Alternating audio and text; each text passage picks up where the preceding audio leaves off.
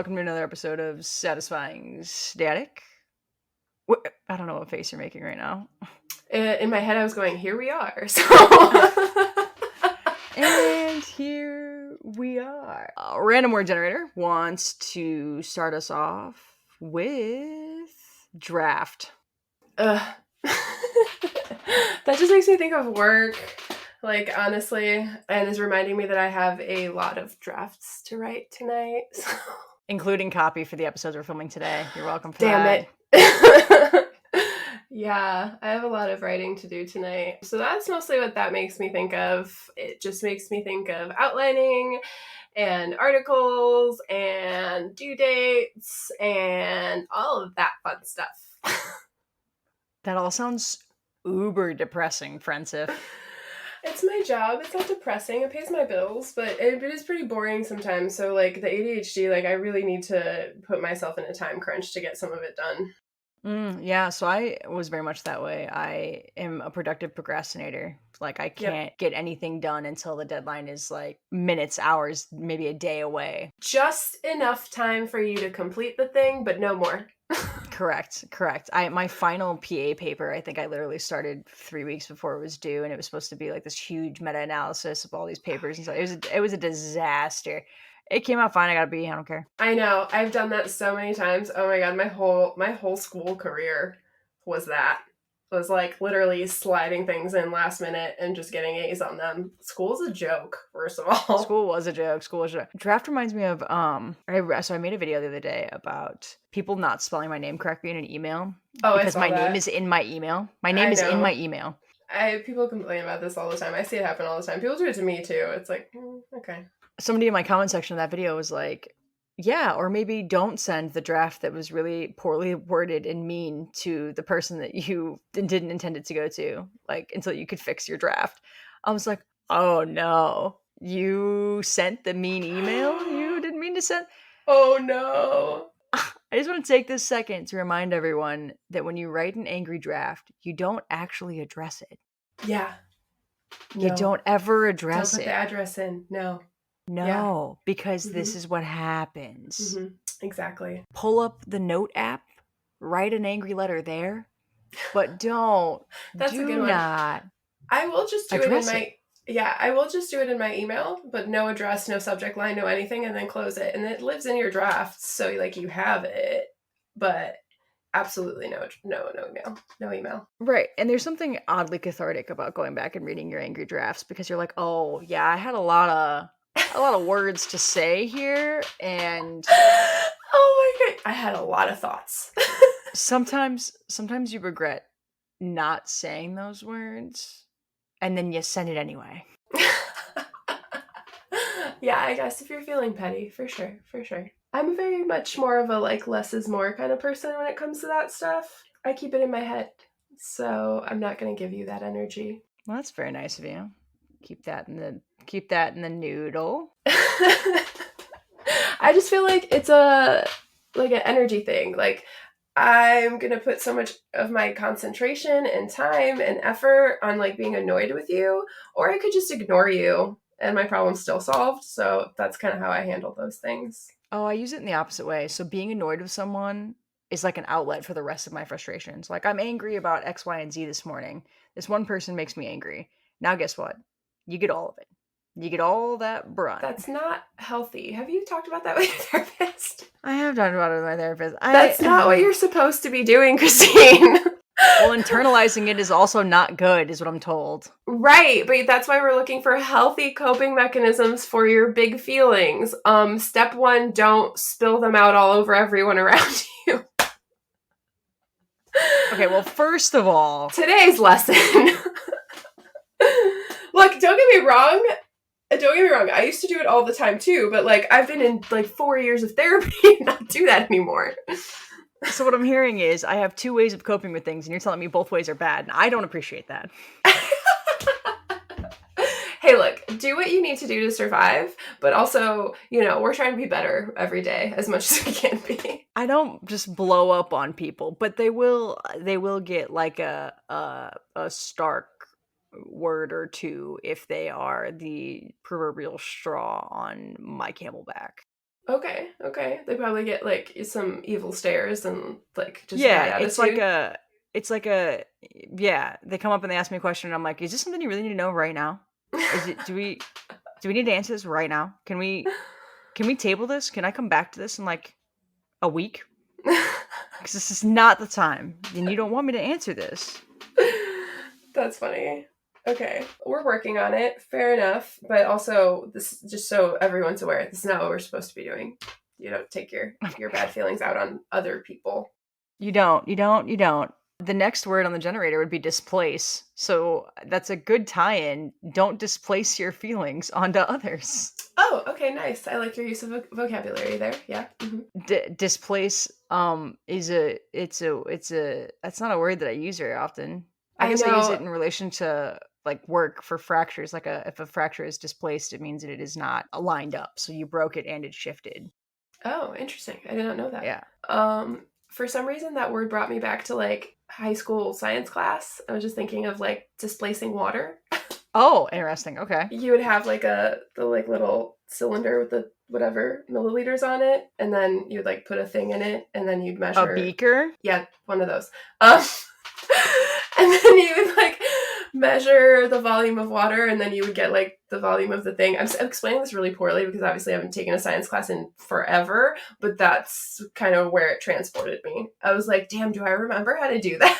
Talk about like looking at the dip of the water when you look at the line. No, like, did anybody else do this? If you had like water and then I put like this AirPod case in it. Oh yeah, the water goes up because you're displacing the water. Yeah, so by measuring the difference in the water, you get like whatever measurement you're trying to get for this, which I think is volume, but I don't remember. Oh boy, I don't know if volume's the right answer, but I know what you're talking about. Yeah, so that's the one. That's the measuring the displacement of water. That's the first thing that I thought of. Water is fascinating. Water is fascinating. True. I had a woman the other day who jumped into a quarry about 30 feet up, and depending on how you hit the water, it's like hitting a brick wall. Yeah. You got to break that surface tension first. It hurts real bad, and she landed butt first, and that is not the move. You do not. A cannonball or a belly flop is not safe to do from like over, I don't know, 8 feet. So don't do it. Okay. That's good to know. That is very good to know. Yeah. Yeah, that sounds incredibly painful. It's like I think most people that like commit suicide off of the Golden Gate Bridge, they die on impact because you hit the water so hard. You break all your bones. Yeah. Fun fact. Cool. But interesting to know. Good to know. Also, like, yeah, when you're doing things like that, you have to like break the surface tension before you hit the water. That's why you see people put their like hands Yep. in first as like Yeah. a little what is the pokey spear? A little hand spear.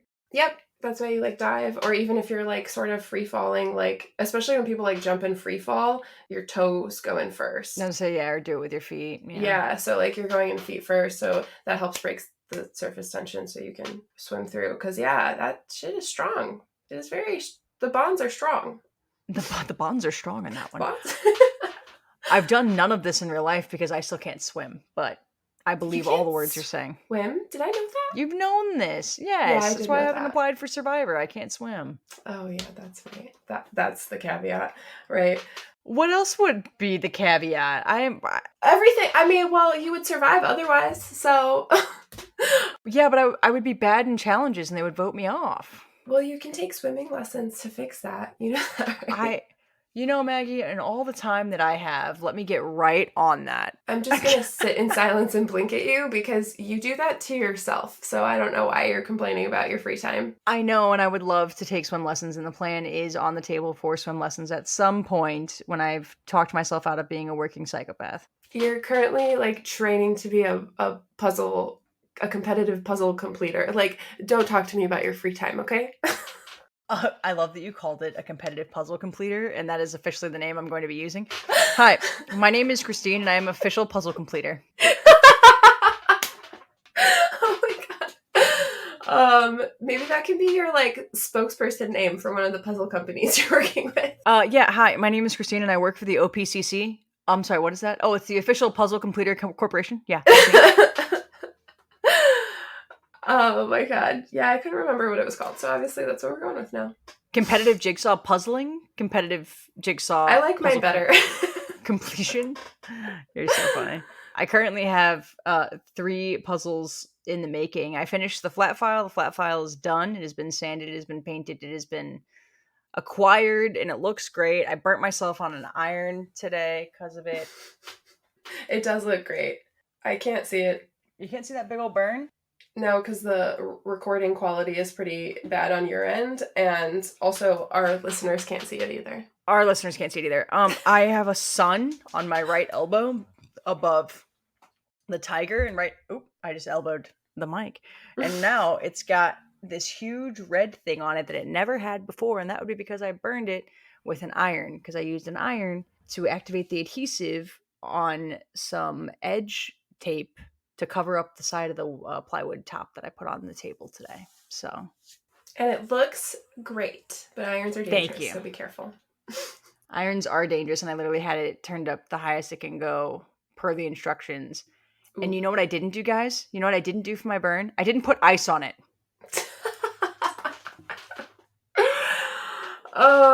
I'm so glad we circled back to that.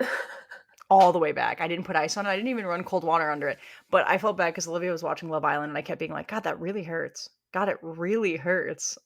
Sweetie, it really hurts. And she's like, I know. I'm sorry. What do you want me to do about it? And I'm like, I don't know, but it really hurts. She's like, yeah, Kristine, it really hurts. But we're all caught up on Love Island. Oh, I'm so happy for you. I haven't been watching that. I did not realize how many episodes there were, or that we are in the middle of a season. I was unaware. I don't know much about Love Island, so no. Oh, it's fascinating. All these people just like go hang out in a villa. Literally, it's the same scene on a different day every day. They're all just in bathing suits, lounging around. That is all they do. Nice, like Hot or Not. Okay, it's like Hot or Not, except they're allowed to have sex and make out and hook up. Boring. They're having some growth moments. One guy is like obviously falling in love with this girl. They're definitely exploring the dynamic of the fact that one guy is way more into one girl than the girl is to that guy. Okay. The 2 of them are real life exes, which is awkward because they're there to date all these other people. Interesting. And the guy is good friends with the new guy that she's dating, which is fascinating. And it's British, so there's a lot of thick accents. Oh, okay. Okay, yeah. I started watching this show called, I forget the name. I think it's on Hulu. It's called Celebrity. I think it's called like Celebrity Dating or something. But it's a celebrity dating agency that's in the UK. And some of its clients are like from Love Island. And I was like, oh, is it set in the UK? I didn't know that. Oh, so that makes really? Sense. Yes. Because apparently their stint on Love Island was not successful. So now they're at the celebrity dating agency. Spoiler alert. I guess it didn't work out on Love Island. Well, I mean, I'm guessing it's an earlier episode if they're like freely talking about it on this show. But that one has been pretty entertaining as well. If you're a Love Island fan, I guess maybe check it out. I was not a Love Island fan, and then Olivia started watching it a bunch. And so I was like, okay, I guess I'll watch this. And then I was like, oh, well, it's interesting. Well, we'll watch it for a little while. Now I have to Google what that show is called. The celebrity dating show. Yeah, because honestly, it's another one where I was like, I've been like hooked. I think I watched the whole first season in one day. Is it called Love Displacement? Celebrity Edition? No. Like water displacement? No, but it's just interesting to watch them, like, because they're like training them how to be better at. Okay, so here's the part.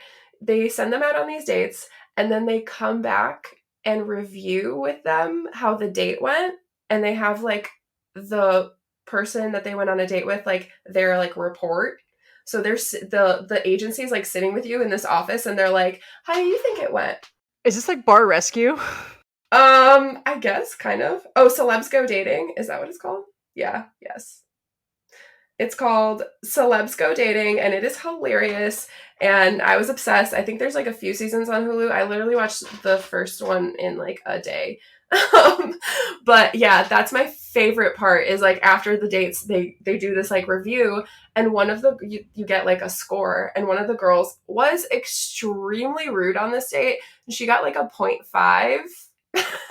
Oh, wow. And they were like, this is the lowest score we've ever received in the history of the agency. Like, Oh my God. I was dead. It was great. It's great. I Check it would out. be devastated. I would be devastated if somebody said, "You did so poorly on this date." But like the part that I was shooketh about was that she was sitting in this office, like surprised. If you saw the date, she literally walked out on him in the middle of it. Oh my He God. had his food. He was like halfway through his dinner, and she was like, "Yeah, okay, bye," and just like left. And at some point in it, she was like, "Okay, ask me questions." Like, oh my God. And then she had the audacity to be sitting in that office being like, he called me rude? Yeah, you were. Well, you were rude. Oh my God. So entertaining. This is fascinating. This is fascinating. I have such mixed feelings about that. How would you feel as a normal person dating a celebrity? That's an interesting question. Not the question I was expecting you to ask. What? I don't know. I think it would be really, really tough.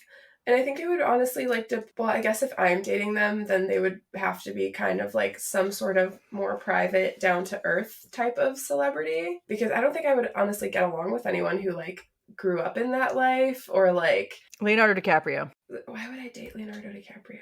Let's say you're straight. Let's say you're dating Leonardo DiCaprio. He's a very private guy. Okay, but he also has severe commitment issues and is a womanizer. So Oh maybe my we God. wouldn't do that. Like, he's very publicly got commitment issues. So Okay, I wouldn't feel good about that one. I have a good one for you. You ready? Why do we have to go with a celebrity? Why can't we just talk about like fame? Ruby Rose. That would be tough because everybody wants her. So like that one would definitely be tough. But I think mostly the tough thing about dating a celebrity would be more like their schedules, not really getting a lot of privacy, having everything that you do being aired, like all of that seems really, really, really hard to me. And I don't know that I would like do well in that kind of environment with someone.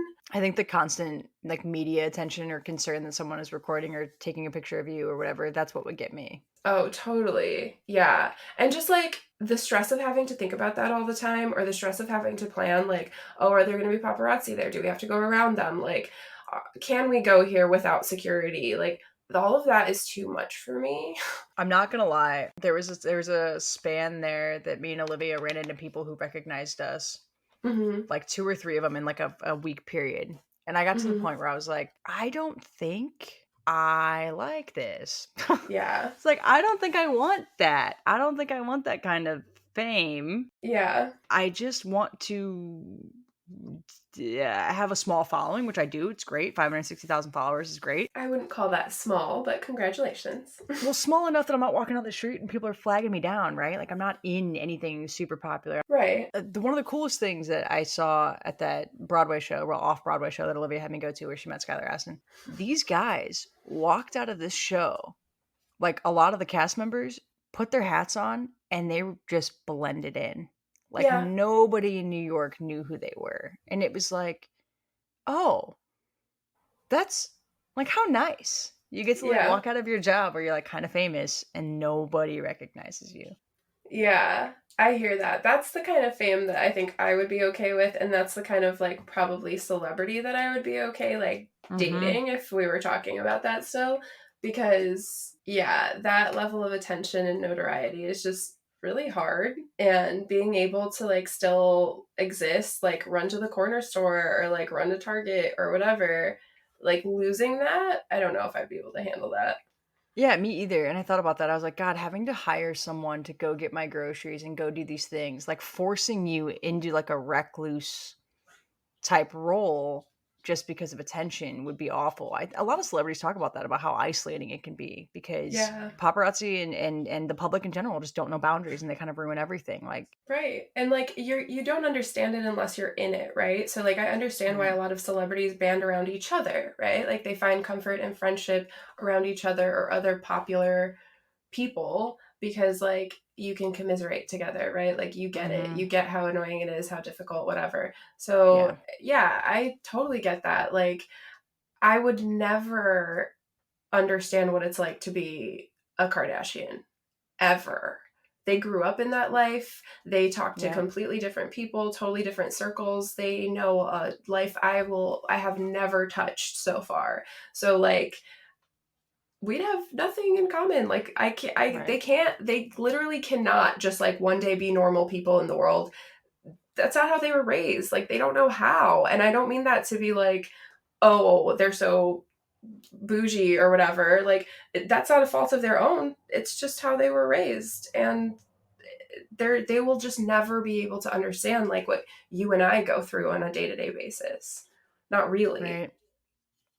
Right, and vice versa. We won't understand that. We Right. won't understand that they were on a 100%. photo shoot for 9.5 hours and they didn't get to eat because they were on that photo shoot. Right. And Right. we won't ever get that. I won't ever be concerned that paparazzi is going to chase my car off the road and I'm going to die, a la Princess Right. Diana. Right, exactly. Yeah. Yeah. So I hear that. Like, there's a lot about it I don't understand. And, like, sometimes it's fun to be petty and judge and be like, oh, they have it so easy. But, like, everybody has their struggles. Everything's difficult. So it's just a different kind of difficult. I struggle with the concept of money doesn't buy happiness, and here's why. I'm already happy in so many other facets of my life that if I got slapped in the face with $1 million today to pay off all my debts and everything else, I would still be happy. If I was Yeah. unhappy and I thought money would fix all my unhappiness, then 100% money does not buy happiness. Yes. Yeah. So when shitty people get famous and they get all this money, it doesn't fix the fact that they feel shitty and that they are shitty. Right. Yeah. I like to say money buys freedom. Mm-hmm. Yeah, and that's exactly it, right? Like I've talked about that a lot on here lately and on TikTok is like I try and get these creative outlets to take off and do better because money buys me more time to do Yeah. fun things. It buys me freedom away from losing time at work and picking up more shifts and all that stuff. Yeah, no, absolutely. I definitely don't think money buys happiness, but money does buy freedom, and that freedom can lead to happiness if For you're, sure. not struggling with your own inner demons that need to be fixed otherwise. But yeah, no, I definitely agree. Like the happiest people aren't sitting around wishing for more money; they're already Mhm. fulfilled. So again, like you said, like if they did land with like 500,000 extra dollars in their lap one day, they're gonna be like, oh, cool. Maybe I can buy something nice for my friends and family. Right, right. So I don't know how we got on this topic, but Yeah, I really don't know how I ended up all the way over here. Oh, it spiraled from Love Island. oh yeah, that's right. And we ended up on Celebs Go Dating, and I was like, "Oh my god, how would you like to oh date a yeah, celebrity?" money. Yeah, that's right. Okay.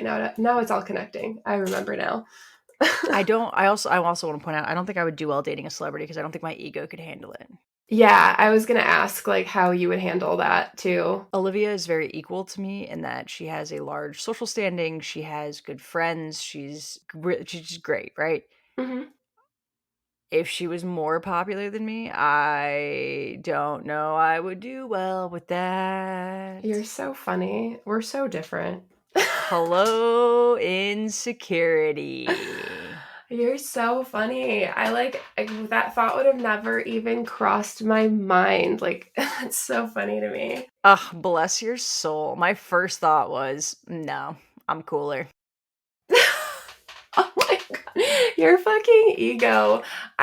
Don't get me wrong, I have an ego, obviously, but like, I really feel like it is mm, like a ant compared to most people's like T-Rex. You know what I mean? Like most people are walking around here freaking flashing their ego around and I'm just like, yeah, I have one, but why do you want to see it?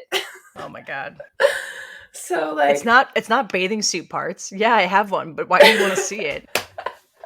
You're not keeping your ego in a bralette, okay? well, it's just like that concept to me doesn't it just doesn't register. Like the way my brain works, it just doesn't register. Like I don't understand why people feel the need to flash their ego or like show off or that. Like I know I am all of those things. I don't care if you know that. I don't have anything to prove to you. It's not flashing it or showing it off. It's that we don't believe we are those things. So we have to do it so much so that somebody else believes we are those things and tells us we are those things for our external validation. Oh, that piece. Got it. Yeah. I'm like, dude, I'm hilarious. I'm so funny. I am the funniest person you could ever meet. And somebody's like, wow, they're really cocky that they're funny. And then they go, ha, that was funny. And I'm like, yes! Ah! I had to say it so many times so that you would say it. And now that you've said it, I've attained what I want. We can stop talking about it ever again. Thank you. Okay, that's interesting. That's a good tip for dealing with you. Well, yeah, which is why, like, Olivia, I was always like, hey, I'm a comedian. And she's like, no, you're not. You're literally not a comedian. Yeah, I'm a comedian. I make content. It's funny. I'm a comedian. I said, and I make very pennies on the dollar for this content. I'm technically a paid comedian. I am a paid comedian. And one day she finally goes, yeah, and Kristine's, a comedian. And I was like, oh, I've been validated. And now I don't say it ever again. Well, I say it every now and then. I'll be like, because I'm a comedian, right? And she'll be like, yes, Kristine, you're a comedian. Oh my But God, that's so funny. I got validated, and then it was just poof. It was like this little ego cloud just went boop, gone. That's so interesting. Yeah, yeah. I think this is why, like, jobs that I work in have a hard time, like, incentivizing me because I don't need that validation, especially at work. So, like, title change, couldn't care less. Giving me praise in front of the whole company. Are you kidding me? Please don't ever say my name in front of the whole company. What the hell are you talking about? I don't like attention. If we're ever in a situation that's like negotiating, the only thing you can really offer me are benefits or money because I literally don't care about anything else. Yeah, I mean, I don't care about anything else as far as like benefits goes, but if you want to give me an award for something, fuck yeah, bring it on. No, I'm here for it. And I will wing the whole speech and it'll be phenomenal. no, I don't like attention. I literally, in grade school, won a perfect attendance award, and I was supposed to go up in front of the whole school and like say something and like get the award. And so I took a sick day immediately after I found out. Oh my God. For an attendance award? Yes. So they couldn't give it to me. They couldn't give it to me because I didn't make it throughout the whole year without missing a day. I would have never even been nominated for an attendance award. Never, not once did I ever go to every single day of school in a school year in all 11 years I was in school. Yeah, I had perfect attendance pretty much all the time, every year. How? School was a safe space. Oh, well, I would spend it anywhere else. I would cut class for everything. Yeah, no, I would have much rather been at school. School was where my friends were. School was where I had food and support, and so I never missed it really. I guess that makes sense. But yeah, I didn't care to. What did you have for lunch usually, by the way? I had Chicago public school lunch pretty much my whole life until high school. So, big sheet of pizza that they rip the plastic off before they hand it to you. Yeah. Oh, and those peanut butter and jelly like cracker sandwiches. School lunches when I was in school were horrible. Fruit, what's that? Our school lunches, you had options. You had the fast lunch line, which is usually like a chicken patty sandwich with French fries. You had the pasta line, which was like macaroni and cheese or like a chicken Alfredo. Or you had like the special lunch line, which is like the rotating menu that the lunch had. Most of us went to the snack bar and got like a chocolate chip cookie and a Gatorade. Right. Well, we didn't have those kinds of options until high school. Grade school was one line. It was Oh, well, yeah. Our cafeteria was in the basement. Yeah, same.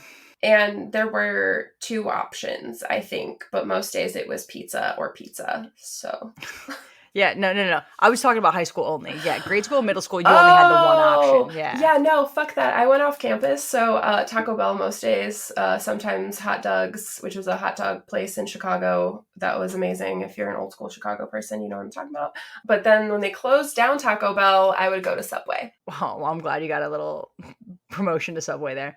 We weren't allowed to leave campus for lunch. That's a bummer. Like, if you left school grounds, you were gone all day. You weren't allowed back. Yeah, we had off-campus lunch for anybody that was like sophomore through senior, but I started going out when I was a freshman. It was too big of a school, and you can't really check everybody's IDs, so nobody really gave a shit. So yeah, all 4 years I would just go out for lunch. That's fascinating. How many kids were in your graduating class for high school? Almost 1,000. Like thousands. Oh, okay, yeah. No, almost 1,000. My school when I graduated had just a slightly over 4,000 kids, and that's already like capacity. And I think it's almost 4,500 now. But We had 300 kids in my class. So less than 1,000 students in the whole school. Oh, Or yeah, well, no. less than 1,500 in the whole school, I guess, because 300 times 4 grades would be 1,200. Okay. Okay. Yeah. No, that was not my experience. I went to a giant ass school.